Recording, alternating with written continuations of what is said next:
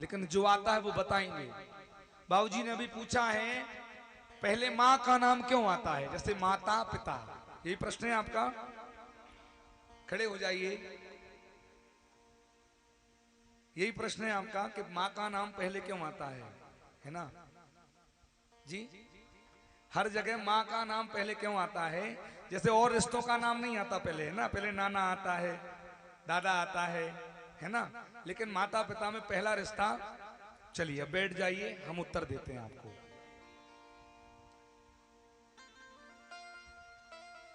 माँ का नाम पहले क्यों, पिता का नाम बाद में क्यों। जैसे नाना नानी, दादा दादी, चाचा चाची, हर रिश्ते में नाना नानी, चाचा चाची, दादा दादी लगता है, पर माता पिता वाले रिश्ते में पहले माँ फिर पिता क्यों लगता है, क्योंकि माता पिता कोई रिश्ता नहीं होते इसलिए।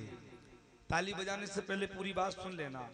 चाचा चाची, नाना नानी, दादा दादी, ये सब रिश्ते हैं, पर माँ और बाप का कोई रिश्ता नहीं होता। ये कौन है वो भी सुन लीजिए।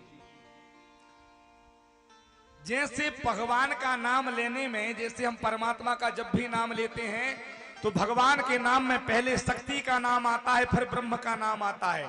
जैसे राधा कृष्ण, गौरी शंकर, सीता राम, क्यों, क्योंकि भगवान जो होते हैं उनमें शक्ति पहले रहती है, ब्रह्म बाद में होता है। सीता राम, किसी ने राम सीता बोला नहीं। गौरी शंकर, पहले गौरी का नाम आया, राधा कृष्ण आया।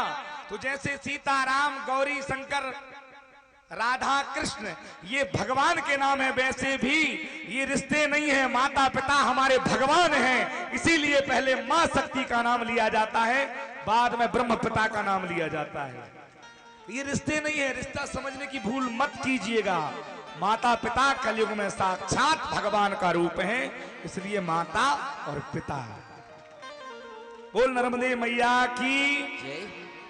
कल से जिसको भी कोई प्रश्न पूछना हो ना, पर्ची में लिख के लाना, ठीक है।